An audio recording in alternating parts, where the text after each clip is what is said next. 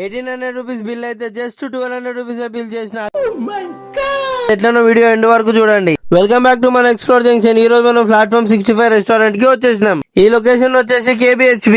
ఇక్కడ అంబియన్స్ అయితే చాలా బాగున్నాయి. Best place in lunch and dinner spot.